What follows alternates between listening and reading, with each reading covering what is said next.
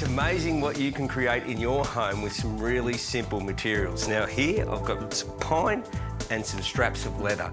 And what I want to do is create a really cool little shelf. Now the idea is that I'm just going to suspend it from a fixing above with the leather straps. Now the best part of this as well, I bought all this stuff for under 50 bucks. So let me show you how it's done.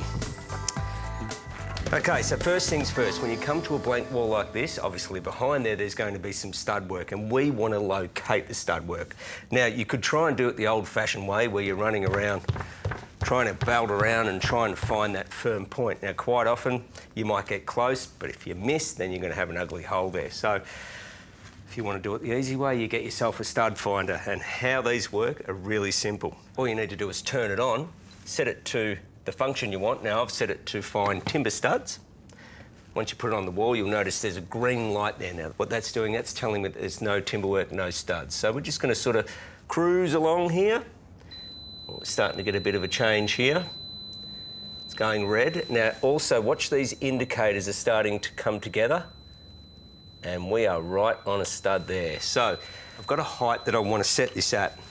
And what I love about this little stud finder, it's got two functions. If you notice here, it's got a tiny little mark here, and it's also got a hole right in the middle. I'll tell you what that's for. So, measuring down from the top, I'm looking for a height of about 975. So I'm just going to put that little indicator slug right on there at 975. I know that's good. I know I'm in the middle of the stud. This is the bit I love. Straight in the middle there. And I can make my mark. So it doesn't get any easier than that. So let's find the other one. Okay, and the same process, guys. Keep my eye on the indicator again. 975 down from the ceiling. Line it up with that little line on the side. Dead smack. Little mark in there. Okay, that's our second one done. Righto, now knowing that my piece of timber is already 1.2 and also knowing that stud work is generally 450 apart, by having this shelf sitting down here, you can see that my straps are going to be running here and one at the other side, so it'll be nice and even. So that was basically the reason why I skipped the middle of the stud, so I could get that good hanging sort of spacing. All right, so now it's time to put the leather straps up. I'm going to be putting some hooks in here, but before I'm putting them up, I need to sort of pre-drill. All right, so that's our holes done. Now, time to put the hook in. Now you can see by pre-drilling, it does make life a hell of a lot easier trying to get these babies in. Grab some pliers, just to get the last bit in. And you want these hooks to be in nice and tight, because they are holding a bit of weight. It's nice and tight.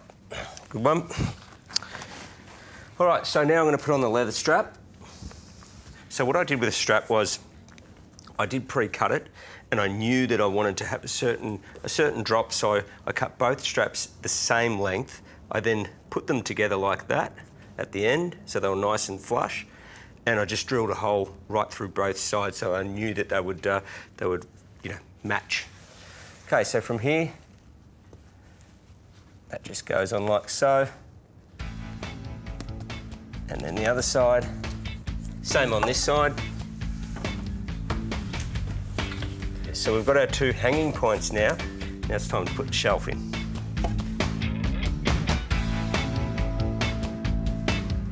Okay, so we're just positioning it through. Now, before we do anything else, I'm just going to make sure that I've got the right overhang on both sides.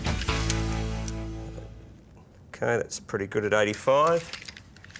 And this side here, also 85. So, yep, we're looking good. Now, you'll notice here that we've got a little bit of a saggy spot with the leather strap, but that's pretty easy to fix. What we want to do is just put a little screw in the bottom here. Now, these ones here are called pan heads, and they're nice and flat, and they've got like a bit of a washer sort of top to them. So the other thing you want to make sure is that you pick one that is not going to go all the way through and bust through the top. So the idea here, get it preloaded, just push down, just in the middle there.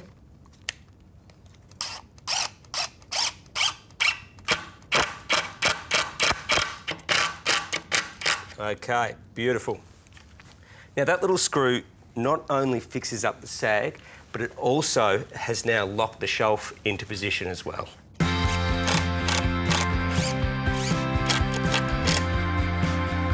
So there you have it, guys. That is one of the easiest shelves that you could put up yourself in your own home. Now this little baby will take a fair bit of weight. It was easy to do. And I tell you what, with a couple of books and the right little bits and pieces on top, it's got to look great.